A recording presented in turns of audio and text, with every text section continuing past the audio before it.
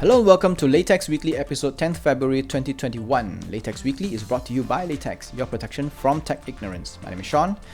News of the week: Apple lets you unlock your phone with a mask with a watch. It's so typical for Apple to scatter all their features across multiple devices, so you need to buy them all in order to experience what everyone else on Android and Windows can experience in one device. Lately, Apple said they will make it possible for users to unlock their phones with FaceID while wearing a mask. iPhone users were elated by this announcement, including myself. I use an iPhone and I hate having to key in my passcode all the time whenever I go to a shop or go to anywhere just to sign in with a QR. And the passcodes are slow, so whenever I type faster, it just skips one or two codes and then it will just keep bouncing me out. So I was actually looking forward to this, and then I realized that the only way for you to unlock your iPhone while wearing your mask is without a Face ID. It's actually with an Apple Watch nearby. So if you don't have an Apple Watch, there are two things you can do.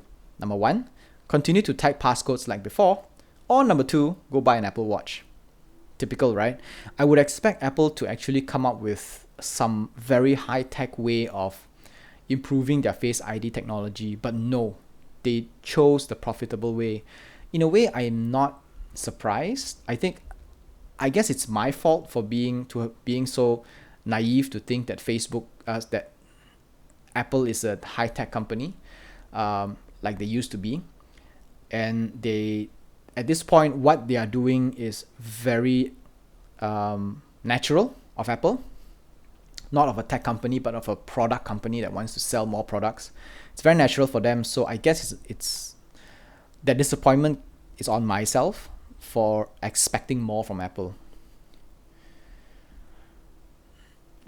EA gets into mobile gaming with acquisition of Glue Mobile. This is a smart move by EA. A bit slow, but good. I don't even know these gaming titles exist until I read the article about EA's acquisition. Glue Mobile is the maker of apparently popular celebrity-focused games like Katy Perry and Kim Kardashian. Okay, I've never played these games before. I don't even know they exist until I read this article. And apparently they are games that kind of go through the life and days of celebrities like Katy Perry and Kim Kardashian, where they communicate with people and kind of like their daily life stuff. I guess there are a lot of people who are interested in these things. I'm just not their target audience.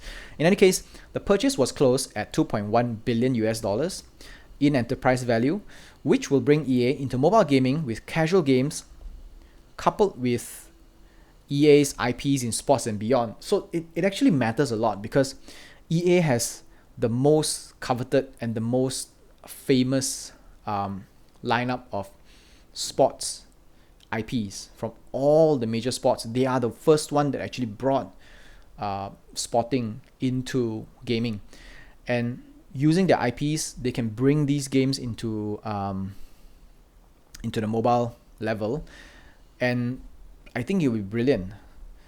So I'm looking forward to some maybe FIFA games or proper racing games that don't have weird weird mechanics and physics, like proper racing games, proper ones, like maybe F1 or something. Someone claims Apple's App Store is plagued with scammers. Whoa, this is dramatic. There is this guy named, I can't get this pronunciation right. It's Eleftheriou. Eleftheriou. I'm sorry, I'm murdering the name. I'm not good at this. It's a very foreign name to me. He's an iOS developer. He claimed that the Apple App Store is filled with copycat apps being promoted by fake reviews. Who would have thought the Apple App Store would be filled with these, right? I've always thought it was a very premium site. And Apple isn't doing anything about it. He went on to say that these fake reviews and ratings give people a false sense of security and they are safe and good for download. Well, I would believe it. The claim had many iOS developers riled up, saying that Apple's hefty 30% fee should protect them and users against copycats and fraudulent practices. So they're saying that there are these apps, right? Essentially, there are these apps that copy the originals, like, code for code, function for function, and then they even give a very misleading icon that looks like it, misleading name that looks like it, and then they hire a bunch of people to provide fake reviews and fake ratings to give like all 5-star and everything, so it pushes them up higher than the originals, and people download those stuff. So this guy went on to say that consumers can benefit and be better protected. Well, this is his suggestion, which in a way I kind of agree, but I don't think it will ever happen. That consumers can benefit and be better protected with the availability of a competing app store on iOS. Not gonna happen, dude, but good suggestion. In which it would force Apple to improve their offerings to stay ahead. This is an age-old argument on whether or not Apple is monopolizing the App Store because they created it and all that kind of stuff. We talk about this over and over again. There are two sides of this argument, and I kind of agree on both sides. So it's a bit difficult, but in my place, I will always stand with the consumers. If the consumers stand to gain, then it's good for us. If the consumers don't stand to gain, then it's bad for us. So at this point, Apple's monopolization of the App Store is not good for us because they control everything that happens within the App Store. So therefore, I do agree with him that we can benefit from a competing App Store. The Verge approached Apple on this topic, and Apple did not respond at this point. Apple AR and VR coming soon. Bloomberg dropped a report that Apple is building AR and VR devices, which will see releases as early as 2022. This could be in the form of a headset and glasses that may come a year after. The headset could spot 8K displays and over 12 cameras for all the sensors and everything, and it'll cost a whopping $3,000. Pair that with the AirPods Max Pro. Is it called the AirPods Max Pro? Pro Max. AirPods Pro Max. Then you have like 20,000 ringgit on your head. In the many years, AR, VR gaming and experiential industries have been struggling to reach the mainstream take-up. Apple's involvement, as much as I'm very critical of Apple, but I do agree that this will happen. Apple's involvement will most definitely, like any other hardware space, spark a mass adoption. I mean, it worked with headsets, it worked with earpods, that truly wireless earphones. It is always a fringe technology until Apple comes in, and then it becomes a mainstream technology. Even if you will never buy a VR AR headset from Apple, I probably won't because it's bloody expensive. The news, this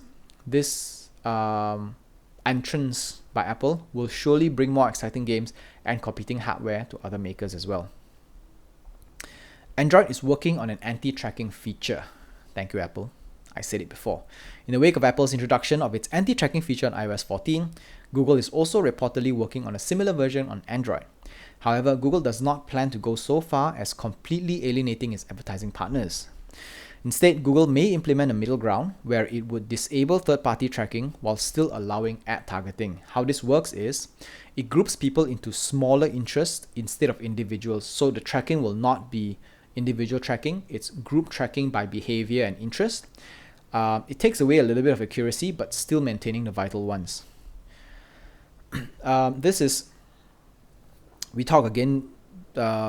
We always talk again about this one again, right? How much privacy are we willing to give up in order to be happy about it? And when we lose privacy, we have to pay with money.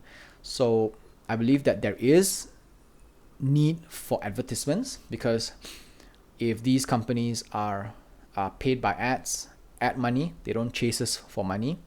And we also value our privacy, but if it's on a group level, behavioral level, then it's fine, as long as it's not individual level and they can track wherever we go personally and what we do and all this kind of stuff.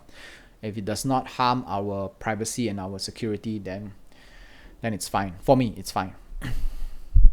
Apple's pointless patent filing reveals cables that don't fray. This is funny. Apparently, the patent describes a material around the ends of cables that prevent it from breaking, because the most vulnerable part of a cable, right, is in the ends. It frays. It's the first one to break, and this patent shows that there's variable stiffness, which allows other parts of the cable to be flexible and the crucial ones to be stiff. Honestly, I don't think Apple needed a patent on this.